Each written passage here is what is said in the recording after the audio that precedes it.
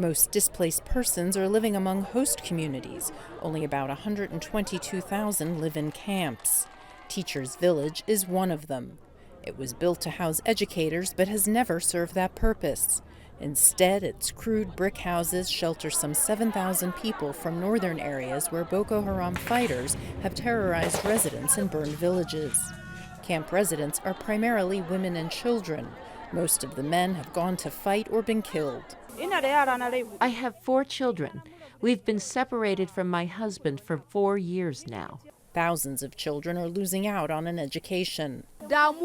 Before the insurgents struck, our children were in school. Now that we are displaced, our children cannot go to school. Food shortages compound their misery.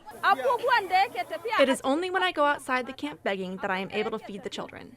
More than 20 million people have been affected by the crisis caused by Boko Haram. Here in the Lake Chad Basin, the governments are struggling to cope on 2 fronts, stabilizing the security situation and dealing with the overwhelming humanitarian needs. Here in northeastern Nigeria, more than 8.5 million people are in urgent need of humanitarian assistance. The United Nations says more than 3.5 million of them are here in Borno State. The displaced women shared their experiences with the visiting UN ambassadors. The U.S. envoy summed up what she heard in 2 words. Protection and access.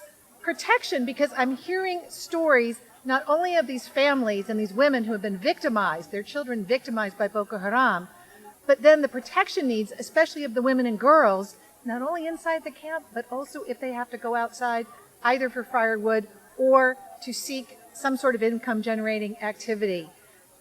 Protection and also access for the humanitarian aid to come in. Insecurity has made it difficult to get aid to some 700,000 people in inaccessible areas. The ambassadors took away a new perspective on the crisis and will seek solutions back in New York. We will be talking to all the different parts of the UN system, humanitarian affairs, UNICEF, UN Development Programme, all of the other bits about what more they could be doing now that we have seen for ourselves the scale of the challenge. Council members hope their mission raises international awareness and funds for this neglected emergency. Margaret Besheer, VOA News, Maiduguri.